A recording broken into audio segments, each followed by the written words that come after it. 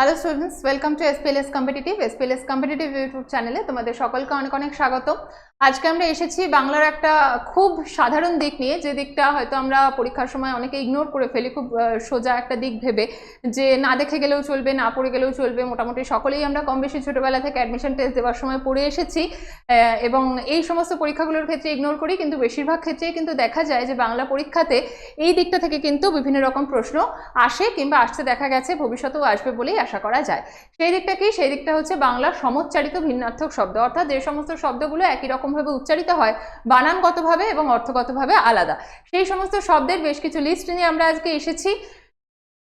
প্রথমে ঘোড়া এবং ঘোড়া, ঘয়কার ডয়শূন্য রয়াকার ঘোড়া, এ ঘোড়া মানে অশ্ব, অর্থাৎ যে ঘোড়ার পিঠে আমরা চড়ি। আর ঘয়কার রয়াকার ঘোড়া, ঘোড়া মানে হচ্ছে বিচরণ করা, অর্থাৎ আমরা যে ঘুরে বেড়াই সেই ঘোড়া। বানানগুলোর ক্ষেত্রে প্রত্যেকে একটুখানি খেয়াল রাখবে, কারণ এই বানানের মধ্যেই কিন্তু সবটা খেলা হয়। সেকেন্ড আমরা আসবো আবরণ এবং আভরণ, খুব পরিচিত দুটো শব্দ, খুব পরিচিত আমরা এই দুটো শব্দের সঙ্গেই আর কি প্রত্যেকেই পড়ে এসেছি, কিন্তু এক্স্যাক্ট সময় এক্স্যাক্ট মানেটা আমাদের মনে পড়ে না। আবরণ মানে হচ্ছে আচ্ছাদন, অর্থাৎ কারোর ওপর যদি আচ্ছাদন দিয়ে দেওয়া হয় সেটা হচ্ছে আবরণ। আর আভরণ মানে হচ্ছে অলঙ্কার, অর্থাৎ আমরা শরীরে যে অলঙ্কার ধারণ করি সেটা হচ্ছে আভরণ।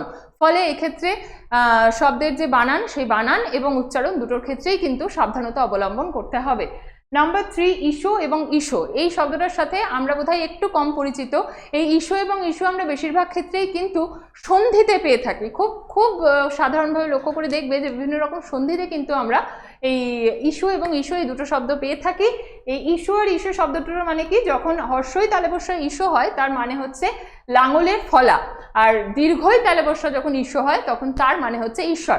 এই প্রত্যেকটা শব্দের সঙ্গেই তোমাদের বোঝার সুবিধার্থে কিন্তু বাংলা বাক্য তৈরি করে দেওয়া হয়েছে, প্রত্যেকে বাক্যগুলোর প্রতিও একটুখানি খেয়াল রাখবে। নাম্বার 4 কাক এবং কাক। কাক অর্থাৎ এক ধরনের পাখি যাকে আমরা রোজ সকালবেলা ডাকতে শুনি, এবং কাক, কাক কথার মানে হচ্ছে কোমর, অর্থাৎ কাঁখে কলসি নেওয়া হয়, এরকম যে ব্যাপারটা আমরা প্রত্যেকে ছবিতে দেখে অভ্যস্ত, এবং কাক শব্দটার সাথেও আমরা পরিচিত।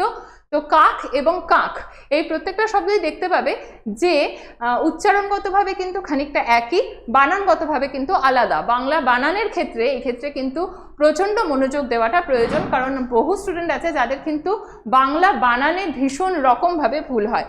নেক্সট আমরা আসছি করি এবং করি। কর অবশ্যই করি, অর্থাৎ আমরা কোনো কাজ করছি এরকম ক্রিয়াপদ এই অনুযায়ী বোঝায়, এবং কর অয়দীর্ঘে করি, এই করি শব্দের মানে হচ্ছে হাতি। কর অয়দীর্ঘে করি শব্দের মানে হচ্ছে হাতি, এই জায়গাটা কিন্তু খেয়াল রাখবে যে কর অয়দীর্ঘে করি শব্দের মানে কিন্তু হাতি। এটা কিন্তু তোমাদের সমার্থক শব্দ, হাতির সমার্থক শব্দ, সেখানেও কিন্তু বিশাল বড় একটা হেল্প করবে। তারপরে আমরা আসি অবিমিশ্র এবং অবিমৃশ্য। এই যে দুটো বানানের উচ্চারণ, এই দুটো বানানের উচ্চারণ কিন্তু আলাদা। অবিমিশ্র অর্থাৎ যার মধ্যে কোনো কিছু মিশে নেই, সে হচ্ছে খাঁটি জিনিস।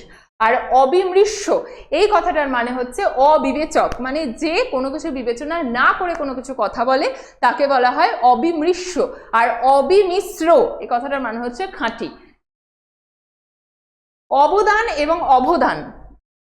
অবদান অর্থাৎ কারোর কোনো কিছুতে অবদান রয়েছে, বা কেউ কোনো কিছুতে তার ছাপ রেখে গেছে, কেউ কোনো একটা ভালো কাজ করেছে, সৎকর্ম করেছে, তাকে বলা হয় অবদান। আর অবধান, অবধান কথাটার মানে হচ্ছে মনোযোগ। অবধান কথাটার মানে হচ্ছে মনোযোগ দেওয়া। যখন দ এবং ধ এই দুটো যখন ধ্বনি আসছে, সেই দুটো ধ্বনির ক্ষেত্রে কিন্তু অবশ্যই মাথায় রাখবে অবদান এবং অবধান। অন্ন এবং অন্ন এই দুটো শব্দের সঙ্গেও আমরা খুবই পরিচিত। অদন্তের নয় নয় অন্ন, অন্ন কথার অর্থ হচ্ছে ভাত বা যে কোনো রকম খাদ্যদ্রব্যকেই আমরা অন্ন বলতাম এর আগে। এটা কিন্তু আমরা ওই শব্দের সংকোচন বা শব্দার্থের সংকোচন বা শব্দার্থের প্রসার এই সমস্তগুলো যেখানে পড়েছি সেখানে কিন্তু এই অন্ন শব্দটা পড়েছি। এবং অদন্তের নয় যা ফলে অন্ন, অন্ন মানে হচ্ছে অপর, মানে অন্য কাউকে যখন আমরা বলছি। এই অন্ন এবং অন্য এই দুটো শব্দের কিন্তু উচ্চারণগতভাবেও কিছুটা আলাদা, বানানগতভাবে তো অবশ্যই রকম আলাদা। অশ্ব এবং অশ্ব। তালবস্যয় বয় অশ্ব, অশ্ব কথার মানে হচ্ছে ঘোড়া। তালবস্যয় বয় অশ্ব, অশ্ব কথার মানে হচ্ছে ঘোড়া। তালবস্যয় ময়ে যখন আমরা আসছি সেই অশ্ব মানে হচ্ছে পাথর, তালবস্যয় ময়ে, সেই শব্দের মানে হচ্ছে পাথর। বাংলায় কিন্তু এরকম আরও ভুরি ভুরি শব্দ রয়েছে যে শব্দগুলো কিন্তু পড়ে শেষ করা যাবে না। সেই সমস্ত শব্দের সম্ভার নিয়েই আমরা কিন্তু অল্প অল্প বেশ কিছু শব্দের সম্ভার নিয়ে কিন্তু আমরা আসতে থাকবো SPLS কম্পিটিটিভ ইউটিউব চ্যানেলে। তাই তোমরা যাতে একটাও আপডেট মিস না করো তার জন্য কিন্তু চ্যানেলটাকে অবশ্যই সাবস্ক্রাইব করে দিতে হবে, এবং ভিডিওটা ভালো লাগলে অবশ্যই লাইক কমেন্ট শেয়ার করে দেবে। তোমাদের জন্য লাস্ট অশক্ত এবং অশক্ত এই দুটো শব্দ দেওয়া থাকলো, এটা থাকলো তোমাদের বাড়ির কাজ। তালবস্য কয়তয় অশক্ত এবং দন্তেস্ব কয়তয় অশক্ত, এই দুটো শব্দের মানে তোমরা বাড়িতে দেখবে, খুঁজবে, এবং অবশ্যই আমাদেরকে এই উত্তরটা কমেন্ট বক্সে কিন্তু জানাতে ভুলবে না। প্রত্যেকে ভালো থাকো, সুস্থ থাকো, এবং প্রত্যেকের কম্পিটিটিভ পরীক্ষার জার্নি SPLS কম্পিটিটিভের সাথে আরও বেশি সহজ হোক, সুন্দর হোক। SPLS কম্পিটিটিভ তোমাদের সাথে ছিল, আছে, থাকবে। আমাদের একটি হোয়াটসঅ্যাপ গ্রুপ আছে, হোয়াটসঅ্যাপ গ্রুপে যদি এখনো পর্যন্ত জয়েন না হয়ে থাকো তাহলে কিওয়ার্ডটি স্ক্যান করে তোমরা অবশ্যই জয়েন হয়ে নিতে পারো। এছাড়াও SPLS কম্পিটিটিভ ইউটিউব চ্যানেলের যে কমিউনিটি বক্স আছে সেখানে কিন্তু তোমরা কমিউনিটি পোস্টে গেলে, ডেসক্রিপশন বক্সে গেলে সেখানে কিন্তু কমিউনিটি পোস্টে এই লিঙ্কটা তোমরা পেয়ে যাবে। সেখান থেকে কিন্তু ডিরেক্ট তোমরা সেই লিঙ্ক ক্লিক করে আমাদের হোয়াটসঅ্যাপ গ্রুপে জয়েন হতে পারো। সেই হোয়াটসঅ্যাপ গ্রুপে কিন্তু নিয়মিত বিভিন্ন রকম আপডেট দেওয়া হচ্ছে, তাই অবশ্যই SPLS কম্পিটিটিভের সাথে আপডেটেড থাকো এবং বাকি সকলকে আপডেটেড রাখতে সাহায্য করো। চ্যানেলটাকে ছড়িয়ে দাও এবং অবশ্যই যাওয়ার আগে সাবস্ক্রাইব করতে ভুলবে না। Thank you so much.